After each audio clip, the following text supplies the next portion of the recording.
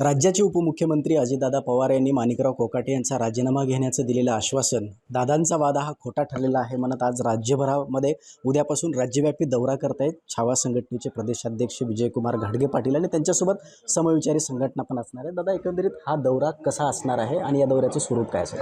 नाही, अजितदादांनी शब्द दिला होता मंगळवारपर्यंत कृषी मंत्र्याचा राजीनामा होईल, त्याच्यावरती निर्णय होईल, मुख्यमंत्र्यांसोबत संवाद साधल्याच्यानंतर निर्णय होईल असं सांगितलं होतं। आणि मी शब्दाचा पक्का आहे हे महाराष्ट्राला माहिती आहे। अशा शब्दात आम्हाला दादांनी आश्वासन दिलं होतं, परंतु दादांचा शब्द खोटा ठरला। दादा हे शब्दाचे पक्के नाहीत हे आम्हाला आज सिद्ध झालेलं आहे। त्यामुळं महाराष्ट्रातल्या शेतकऱ्यांच्या समोर जाणं, शेतकऱ्यांजवळ जाऊन त्यांचं दुःख जाणणं आणि शेतकऱ्यांना सांगणं आहे, बाबा ही सरकार आपल्या विरोधातलं सरकार आहे, सरकार चुकीच्या लोकांना सांभाळते आणि आपल्या उरावर बसवते। ह्या पद्धतीचे लोक सांभाळून काय सिद्ध करणार आहे सरकार?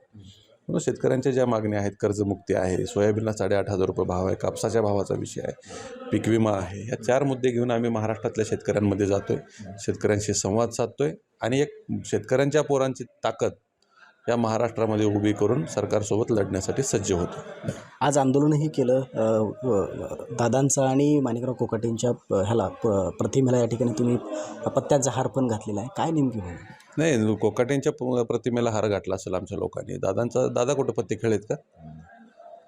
माझ्या माहिती तर दादांना कुठलं व्यसन नाही असं मला माहिती आहे, परंतु कोकाटे चुकला तर कोकाट्यांनी पत्ते घातले असतील। संताप आहे, आंदोलनाचा भाग आहे, तो एक प्रतिकात्मक आंदोलन लोकशाहीमध्ये हक्क आहे, अधिकार आहे, आमच्या कार्यकर्त्यांनी ते केलं असेल। परंतु ह्या सगळ्या रोषाला सामोरं राज्यात इथून पुढच्या काळातही जावं लागणार सरकार म्हणून सरकारमधल्या लोकांना।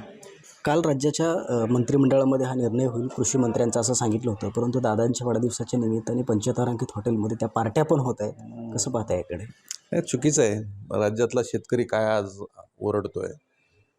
कर्जमाफी नाही, सोयाबीनला भाव नाही, पीक विमा वेळेवर मिळत नाही, पीक विम्यात एवढा मोठा घोटाळा केलेला आहे। एवढ्या सगळ्या गोष्टी असताना तुमचा वाढदिवस, ठीक आहे, वाढदिवसाच्या आम्ही शुभेच्छाही दिल्या त्यांना, परंतु पंचतारांकित हॉटेलमध्ये ज्या लोकांवर आरोप आहे, ज्या लोकांवरती महाराष्ट्र खवळून उठलेला आहे, अशा लोकांना तुम्ही बोलावून घेऊन पार्ट्या करताय, हे दुर्दैवी आहे महाराष्ट्रासाठी असं मला वाटतं। एकंदरीत शेतकऱ्यांच्या दृष्टीनं कशी लढाई असणार आहे पुढं? तुमचा दौरा संपल्याच्या नंतर आंदोलनाची काय दिशा असेल? नाही, आंदोलनाच्या दरम्यान म्हणजे दौऱ्याच्या दरम्यानच आंदोलनाची रणनीती ठरते। वाटेत आम्ही त्यावेळेस त्या ठिकाणच्या पत्रकारांशी संवाद साधणार आहोत, राज्यभरातल्या शेतकऱ्यांना ते कळणार आहे आणि ते ठरत जाणार आहे। महाराष्ट्रातला शेतकरी आता आपल्या स्वतःच्या न्याय हक्कासाठी एक मुठीनं, एक ताकदीनं बाहेर पडणार। आपण जर पाहिलं तर येणाऱ्या काळामध्ये उद्यापासून राज्यभर दौरा करत असताना जातीसोबत मातीची सुद्धा लढाई शेतकरी बांधव लढणार असल्याची भूमिका विजय घाडगे यांनीच बोलून दाखवलेली आहे। अजय घोडके, जय महाराष्ट्र न्यूज, लातूर।